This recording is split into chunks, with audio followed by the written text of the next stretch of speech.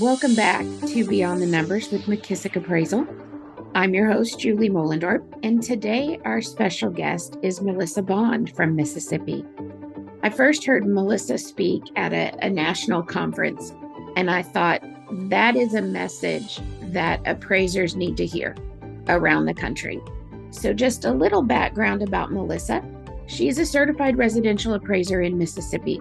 She's worn many different hats, from educator to regulator, but mostly she is a certified residential appraiser. Today, she is going to share with us a program that she has pioneered in our industry called MPAT. And I will let you explain, Melissa, what MPAT stands for and what it means to appraisers around the country. So take it away. Okay, thank you, Julie. Yes, I am Melissa Bond, and I would like to say one thing before we get started is I am currently have the privilege of serving on the Appraisal Standards Board for the Appraisal Foundation. So I want to make it abundantly clear that everything that I say today is a reflection of myself, Melissa Bond, the certified residential appraiser, and not Melissa Bond, the member of the Appraisal Standards Board. Great. So Julie, you brought up MPAT. What on earth is MPAT? Is this a disease? No. It sounds possible. Well, some folks think USPAP is too. It's actually the Mississippi Practical Appraiser Training Program. Well, what in the world is that? That is a practicum that I have developed, and it is for the sole purpose of training individuals that are aspiring appraisers. Well, where does a practicum play in to becoming an appraiser? Well, we all know that the Appraisal Foundation, through the Appraiser Qualifications Board, the AQB, has devised 3 distinct pathways to licensing. One of them is the one that we all have known and loved from the beginning of licensing, which is the supervisor trainee model. Supervisor trainee model is how all of us got into this profession. Up to now, when there's a couple of new things on the horizon. Supervisor trainee model is individual. You know, the trainee works solely with a supervisor who educates them and gives them experience all along the way, work hand in hand, right? It's a cool model, but you know what? It's time for other things to also be on the scene. So one of the second things that's on this scene is PAREA, P-A-R-E-A, Practical Applications of Real Estate Appraising. Well, that's a different pathway to licensing. That is, and the AQB devised that, worked long and hard on that. Absolutely excellent framework. And currently, there are several education providers that are developing coursework for that. And as far as I have heard, it's going to be on the market soon. Now, what do you mean by soon? Let's just go with soon. Okay, let's just be excited that it's coming out. And that is going to be an independent pathway to licensing where a trainee can apply to be in that program.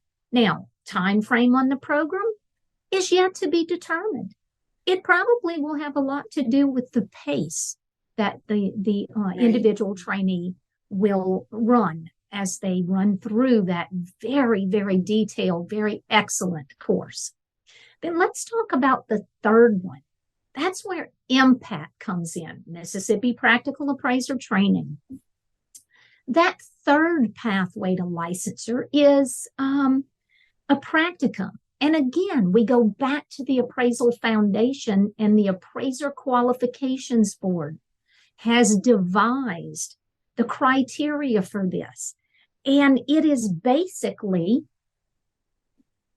teaching someone the practice. And it's not limited to 3 trainees to 1 supervisor, which is basically not in every licensing jurisdiction, but basically it's only 3 trainees in the supervisor trainee model to 1 supervisor.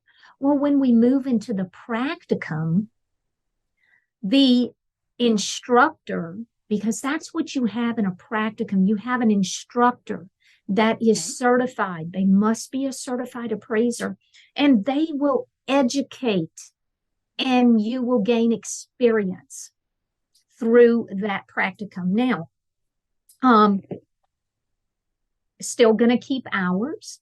It doesn't have a designated amount of hours that the trainee will have to put in with the practicum. However, the AQB was abundantly clear that the hours that need to go in need to be commensurate with the amount of work that needs to be done. Multiple types of appraisals need to be done. And I'll tell you something that my trainees do. They've done manufactured. They have done single family. They've done single family in an in-house loan situation to a secondary mortgage situation, understanding VA requirements, FHA requirements, USDA for minimum property requirements. The trainees need to be exposed to multiple types of appraising, which of course is going to be manufacturing, single family. We've done a duplex, small income producing. The trainees also need to understand secondary market financing. That's something that I've taught them, because let's face it, when you get into mortgage lending, you do have multiple guidelines, whether it's Fannie Mae, FHA, VA, USDA. We have so many guidelines out there. So I try to teach them where to go for this information. Always go to the source. Where do we get our guidance from? So we also focus, not just look at, but we focus on all 3 approaches to value. What they learn in this program, which is what I like the best, Julie, I will tell you, is we learn concepts. We don't learn how to fill out a form. Right. And we do not learn to just fill in the blanks, have 8 pieces of documents in our work file, and hope for the best. I teach them the concept. Why are you filling out a subject section on a 1004 form, which is a standard single family form? Why are you filling out that borrower, the lender, the address, the census tract? Why are you filling out this information? That's the background. That's the development. That's a standard 1 situation. We don't just start with, let's go standard 2 and report. We focus on standard 1, development, research, and development. And then we focus on analyzing the data that we've researched, not just, again, standard 2, moving it into a report and reporting it, having a full understanding of why we're reporting it. We can take something as simple as the history of a property. Has it been listed, withdrawn, expired? Has it sold twice in the last 3 years? Has it sold twice in the last 5 years? I teach them why we research history. What do we need that for? What can we gain from knowing that information? So it's concept learning that they will learn in this practicum. Now, again, we'll go to, I keep saying practicum. Practicum is not really a curriculum, is it? So this, you really can't equate this so much to perhaps a collegiate level course, because I'm not going to say go to chapter 7, page, 47, and we're going to discuss. This is actual practice. This is how we live. This is what we do in our office day in and day out. Now, one of the things that's required with this practicum is all of these appraisals that we work on are what you would call non-traditional, non-client. Okay. They are actual properties. My folks do research and do site inspections, and they do some virtual. They do some with their feet on the dirt right there. Okay. So where do they come from? Do you just choose properties or? Oh, I do. And what I try to do is, I try to challenge them just a little bit. And then I give them what I might call an easy second to follow that up for a confidence builder. We may do like a single family in, say, one pretty tight little market area. And then I may follow that up with another one, pretty simple for a confidence builder.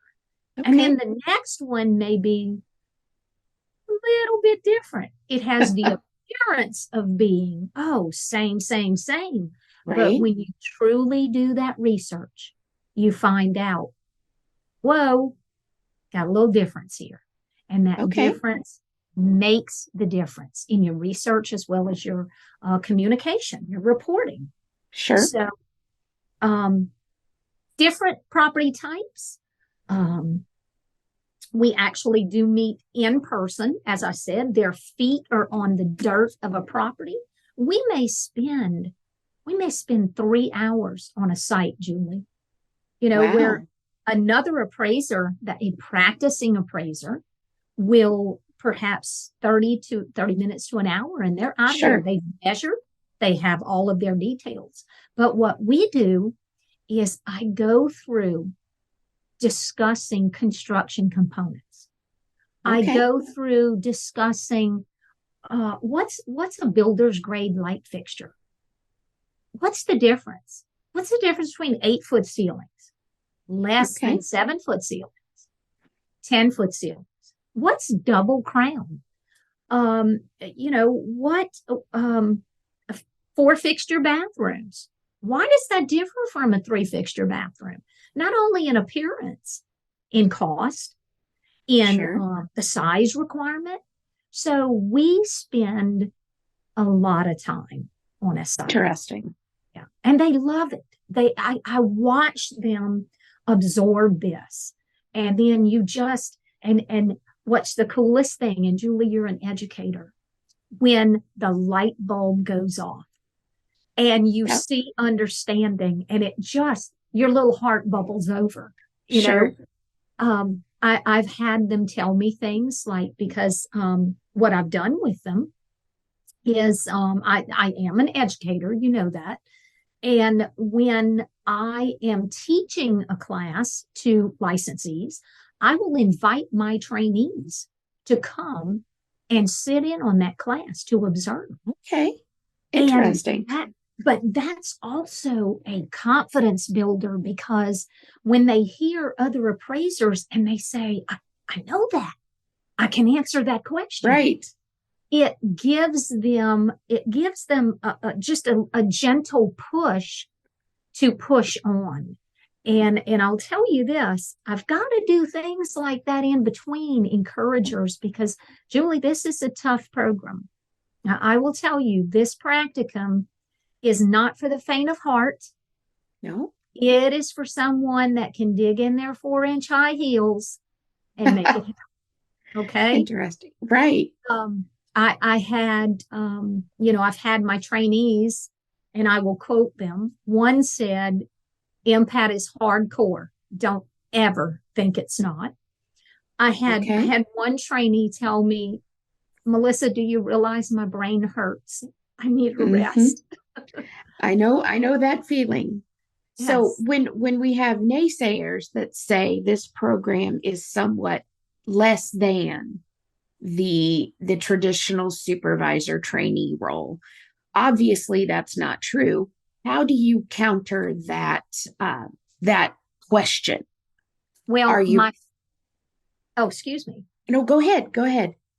My first my first statement would be Tuesday, come follow us around.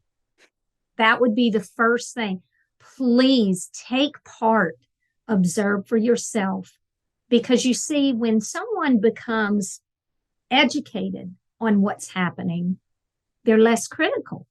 Right. And they have a fuller understanding. I could say till I'm blue in the face, this far supersedes the trainee supervisor model. But until you see it for yourself and say, oh my goodness, you mean they understand market depreciation? They understand how to get market depreciation. They understand how to, my folks know how to support an adjustment in the grid.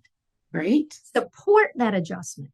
They have work file documents that could choke a horse. I'm just Wow. I'm from the South. We say those things. Okay? That's all right. That's all right. With Well, all respect to animals. as one who went through the traditional supervisor trainee model, um, I learned from a great appraiser, but I learned how he did things. Yes. I think one of the benefits of this type of program is you talk about learning USDA and VA and FHA and all these different aspects beyond just how one person develops an appraisal and creates an appraisal report. I love that mindset of exposing them to many different options. Well, So let me go go ahead. further on that then. Great. I too was trained. I had two supervisors back 30 years ago, two of the most intelligent individuals. And I mean, they were so knowledgeable. They were excellent, excellent appraisers. Now, the problem was they weren't educators. So I had to just watch over their shoulder, run to the file cabinet, look up things, because that's what they would tell me. When I asked questions, go look in the file cabinet, see what we did last time. Right. Okay. Now, both of these excellent, have so much respect for them, still good friends to this day.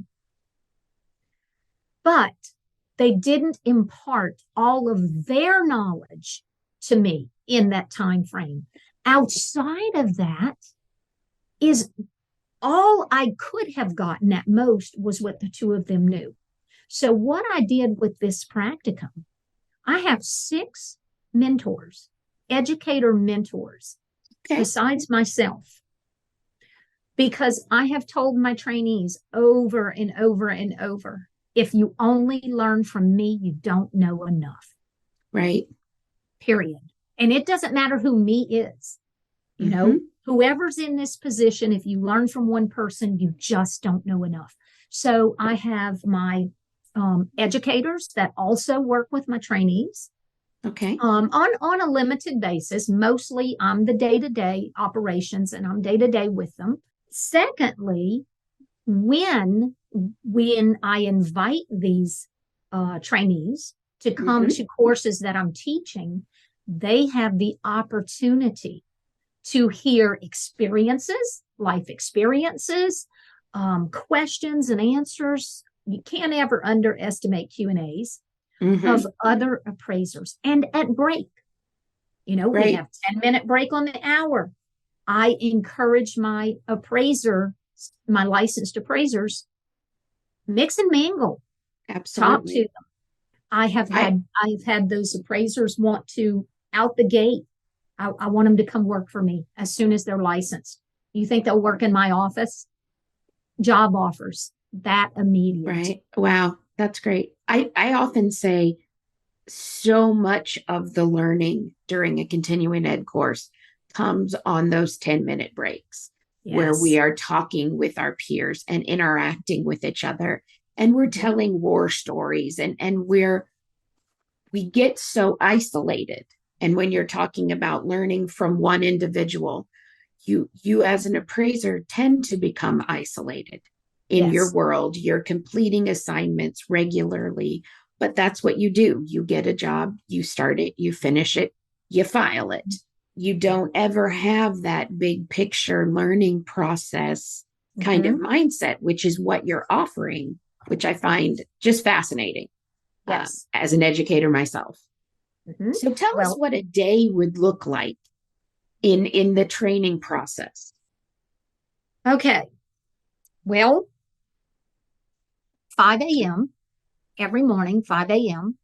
Okay. We have between 30 minutes to an hour and a half. We have a session. I will try to centralize on a focused topic. We will go over that. Sometimes we discuss it so much that they just want to hit the off button, but we just discuss the topic. I show illustrations. We do questions. I do a lot of questioning to them because, sometimes you need to hear yourself or someone else for it to trigger a thought. And then we roll on a different path. Learning is so wide open. Okay. So that's how the day begins. My day begins at 4 a.m., sometimes 1 a.m., but 4 a.m. because I have to be prepared to teach a class at 5 a.m. Okay. And I will teach that class at 5. They have work assignments that they do. Their work assignment, and I'll just give you an example. Their work assignment may be on quality of construction, understanding quality of construction. And I have lessons that I have devised, which are part of our practicum. I like to call it like a homework, if you will, but it's extremely interactive. Sometimes they have to go to a website on the internet that may have some supplemental information I want them to know in addition.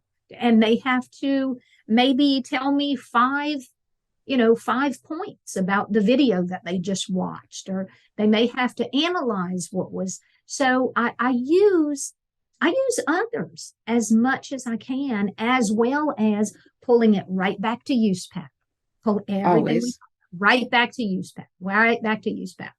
And so they may have that. They may also, let's say that right now we're focusing on understanding neighborhood. Okay. They're going to look at what we call the neighborhood section in the 1004 or a 2055 or a 1073. And they're going to look at that, and they will need to determine what the neighborhood is. They're learning some geographic competence. Now, granted, they're learning geographic competence in an area that is not their physical geographic area that they reside, but they are learning how to gain geographic competence because my trainees are from all over the state. So they understand. I was just going to ask that question. Yes. Where are your trainees coming from? Are they coming all over the state? All over the state of Mississippi. Yes. Okay. All over the state of Mississippi. So what I'm teaching them is how to become geographically competent in their area. And so they will have to focus in on what would the boundaries be? Where are your comparables going to come from? You have a major roadway. Should you discuss that? You have a railroad track within close proximity. Should you discuss that? Does it have an impact on value? And if it does, what is that impact? Is that an external influence? Is it not?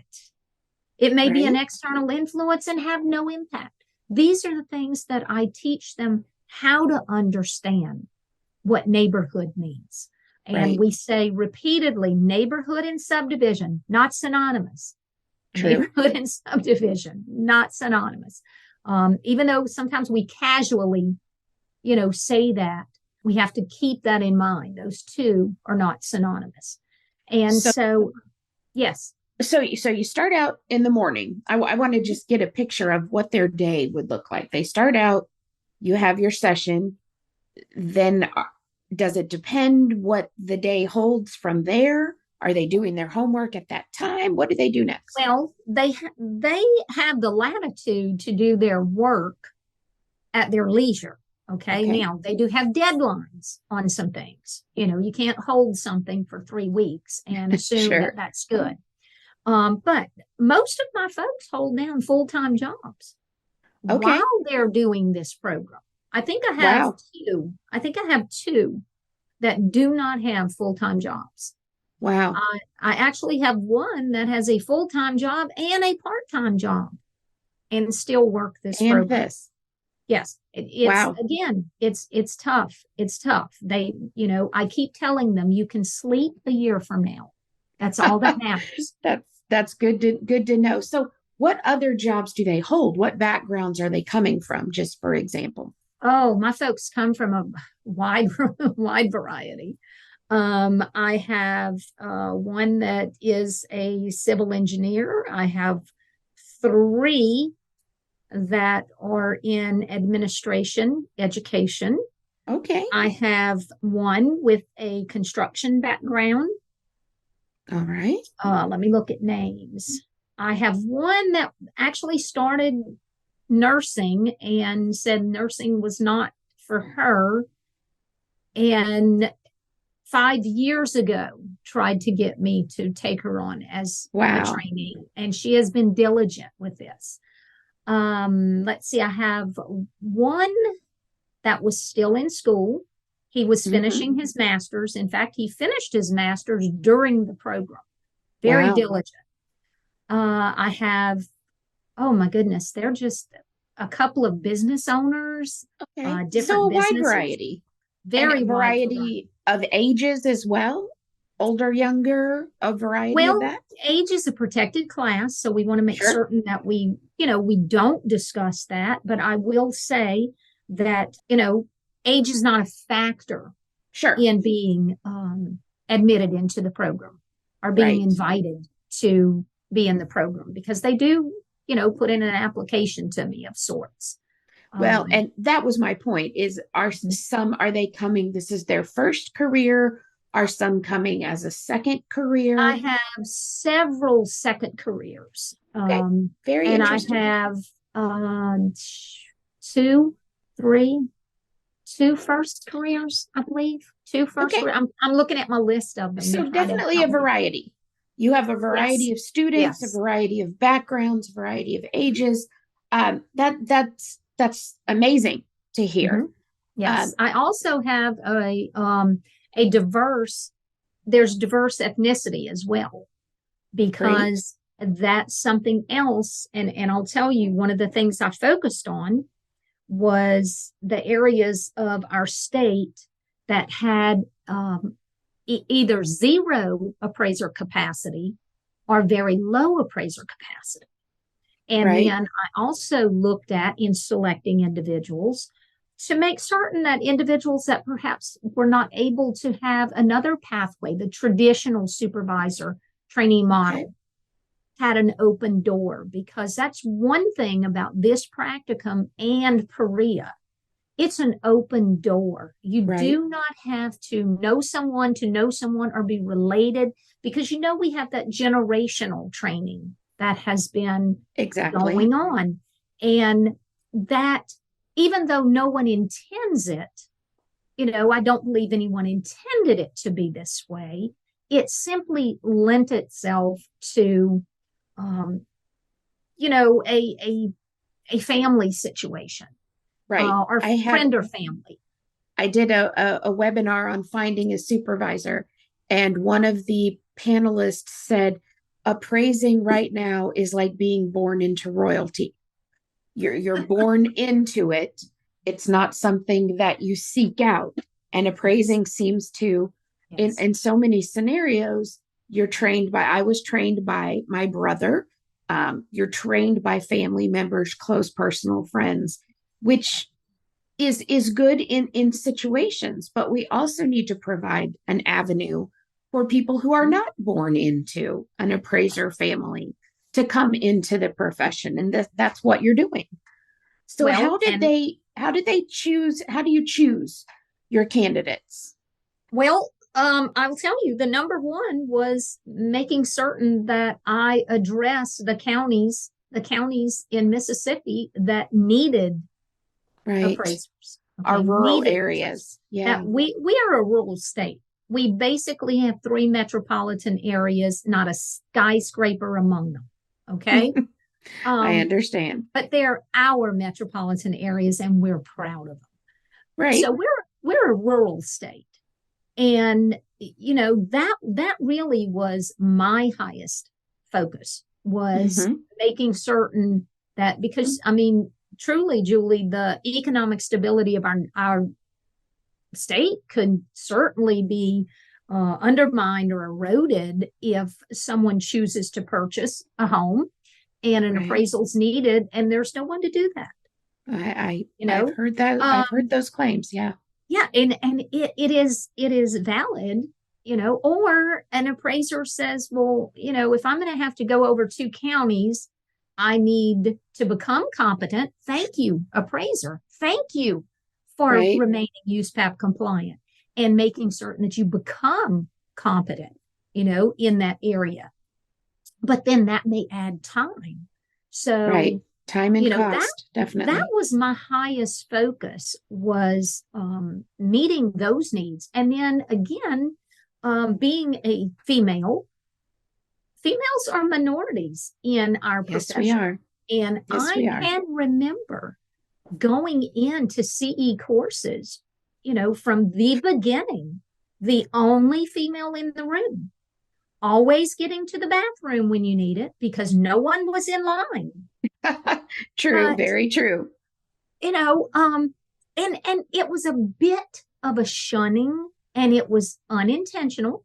Right. I know it was unintentional, but we tend to interact with our own in some ways, no matter what that own is. Okay, whether it's from our jurisdiction, we worship the same. There are just similarities that we tend to seek out. So it's know what it felt like, to be a minority, and so I wanted to assist other minorities coming in, because again, as we said, once other ethnicities are entered in, now that becomes generational as well. So we continue to grow those populations, and then we reflect the general population that we're serving, and that's the goal. Sometimes gives comfort to individuals. Right. I can remember when I, as the instructor, was the only female in the room. I've had situations like that. We've come a long ways, but we've got a ways to go. And once our appraiser population does reflect the bigger the general population, that will go a long way in my mind. Yes, and I will tell you this: there have been.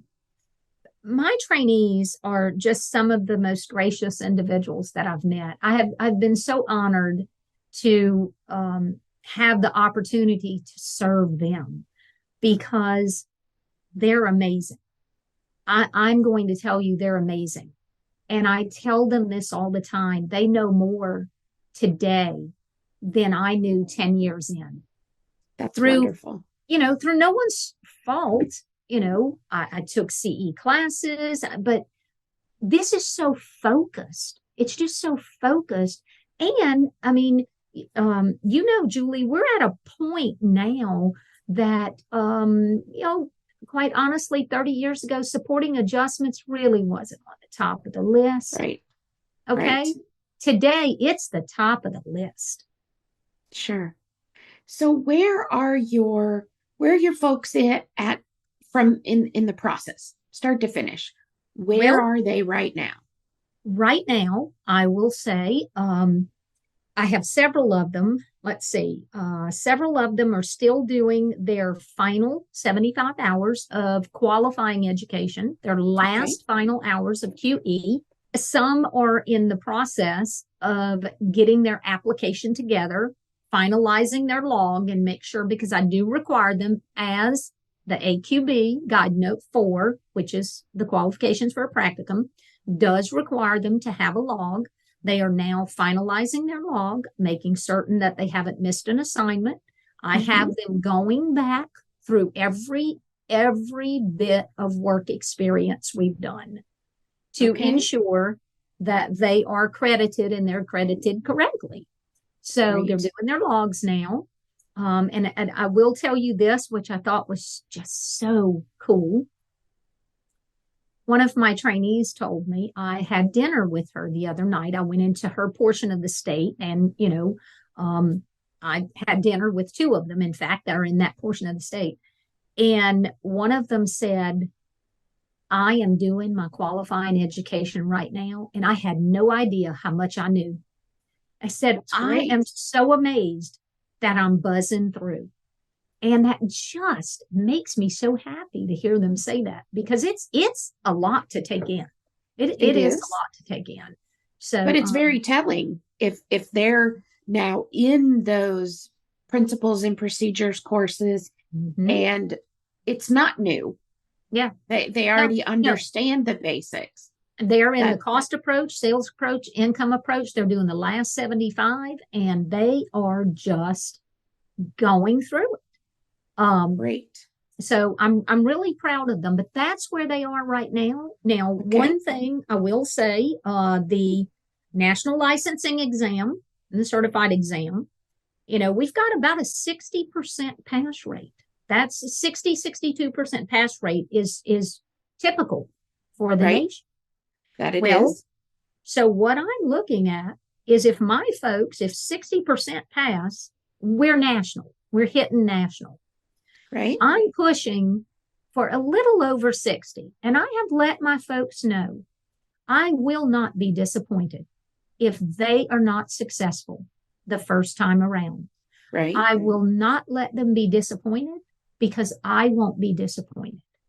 And as I have told them over and over, no one's license that they are issued from their jurisdiction says they took the test twice. They took the test 3 times. So I am not going to be disappointed, whatever their outcome is.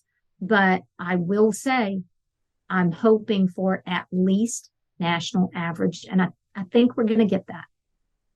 I would think you probably will. I teach a test prep course, and I always say, your license doesn't say you got 74% or 94%. You passed. That's what matters. It doesn't matter how many times, and everyone takes tests differently. So you're laying the groundwork. They're ready to be successful. So I think we will see. I think we will see those numbers, at least at the national average. I am hoping so. I do have a couple that have related to me. They have test anxiety. So I do some little prep tests. I do, I call it, this is something else we have done since last February. And I call it, terminology. It's the only way to pass an exam. And I just focus on terminology, and I do a lot of illustrations, and those are at their disposal to just go through and look at it again. Little PowerPoints, they can go through it again. So I try to do small things. So I was once asked the question, do I teach to the test? And my answer was, I teach what I think is going to be on the test. That's practice. That's practice. Our practice, but terminology, understanding the terminology, understanding USPAP, and I go back to, wait a minute, that's in the preamble. Wait, we have a definition for that. And, if they discuss anything about, well, I'm writing my report right now. Oh, standard 2 communication. You're doing standard 2 communication right now. Correct. Just to try to, little subtle things to plant seeds. I believe in planting seeds. Well, and helping them understand, this information, this is how you may see it on the national exam. So be prepared to understand and apply it in this kind of setting. That's important for them to understand what to expect out of the exam. So you've got folks, they're in the process. what is your estimated timeline that it will take someone to complete a practicum program? Is it 2 years? Is it 6 months? What would it be? I will say this. I devised the learning modules, the actual experience over 9 months. Okay. Now, that's 9 months plus. That's not 9 months to the day. That's 9 months plus. Okay. Right. Basically, my folks did that component in 10, about 10. Okay. And then they moved on to the actual, as I said, going over their log, doing the QE, the final QE, and just go back and polish. And I encourage them, go back and polish, because here's something else. I like for them to catch their own mistakes. So when they were doing what I call early reporting, where we were just concept focusing, and when they got to the point that they were actually doing an entire appraisal, I said, now I want you to go back to X appraisal. And they said, oh my goodness, I have no understanding. I had zero understanding. And they would get disappointed. And I said, no. You're looking at that incorrectly. That's an encouragement. Right. That's an encouragement that you've progressed. That's the whole point. So, and I do tell them I can go back to something I did 10 years ago and cringe. Oh my goodness, I made a mistake. Absolutely. Absolutely. We always have to continue growing. The report I write today is better than the report I wrote last month, is leaps and bounds better than the report I wrote 10, 15 years ago. Absolutely. And so we continue to grow throughout the appraisal process. And they have also learned how, they've learned how essential it is to have a peer. That's something else. Sure. That's something that we don't really learn in the supervisor trainee model, that traditional supervisor trainee model. Right. I believe that PREA and this practicum is going to cement those two, is really going to show them the true value, if you would, in having a sounding board and being able to discuss something with your peer. Because number one, you know what your peer knows, and you know who you can turn to and who you shouldn't turn to. Right. And so they are understanding peer. Like we that did the supervisor trainee model just didn't have that much understanding of. Right. We had our immediate network, but for some folks, the only time they talked to their peers was in continuing ed classes.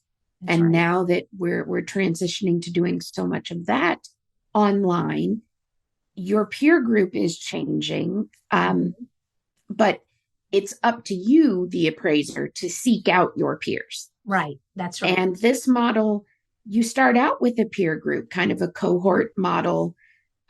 You have a class that you have gone through training with. So you are starting out with knowledge and relationships with your peers. I think that could build fantastic peer models. Yes.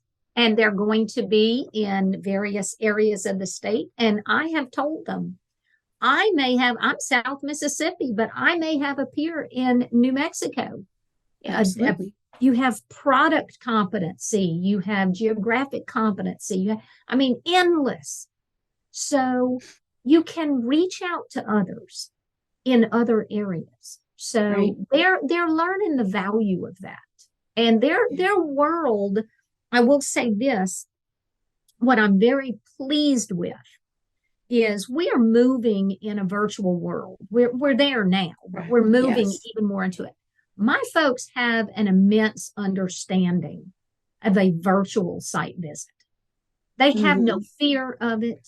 They have learned how to gain confidence in the information that they're seeing and how to research that to a point of having confidence in that data, and then USPAP gives us hypothetical condition and extraordinary Assumptions. Sure. And my goodness, my folks know when to pull in those big tools.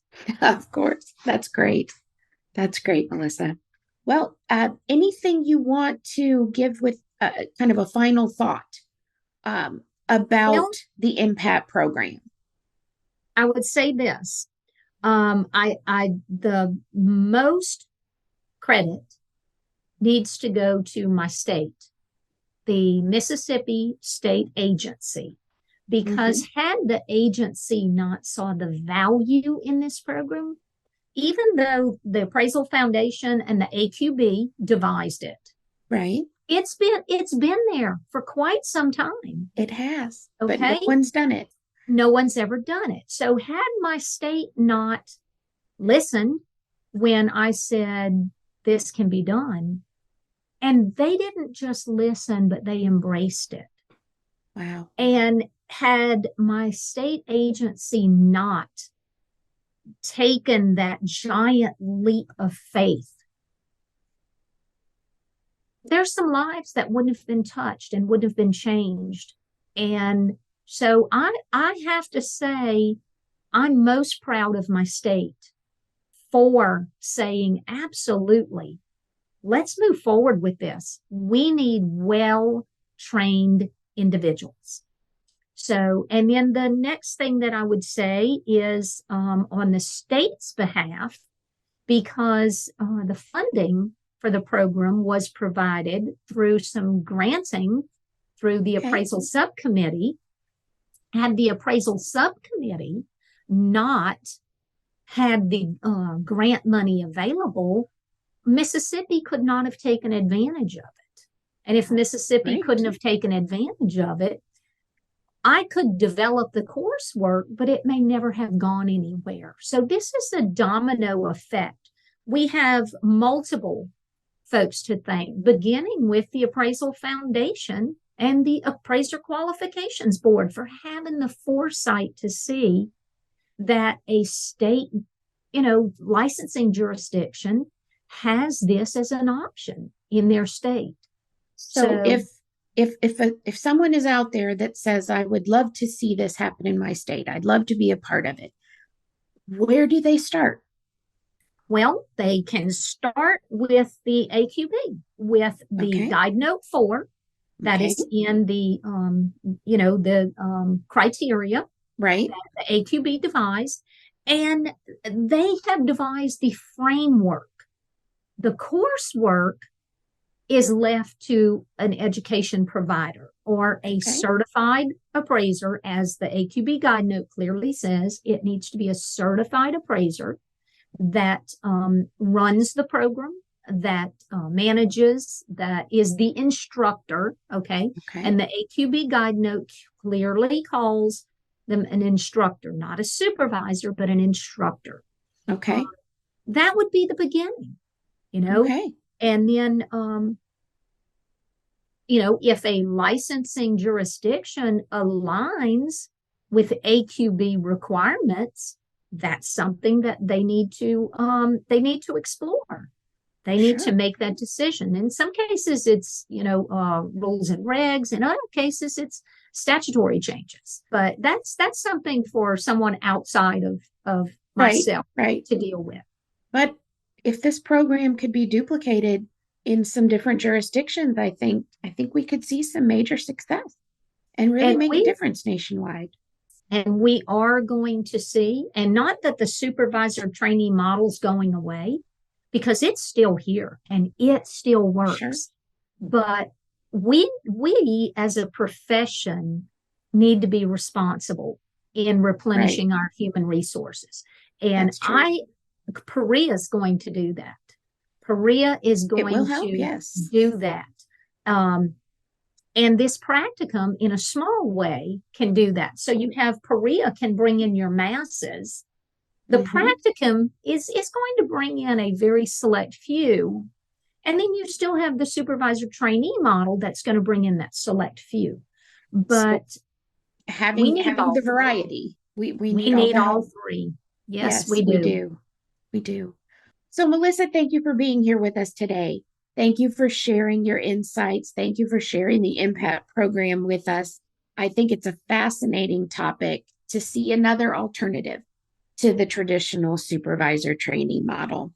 So, I thank you all for listening today. This is Julie Mollendorp with Beyond the Numbers with McKissock Appraisal. Thanks for being here.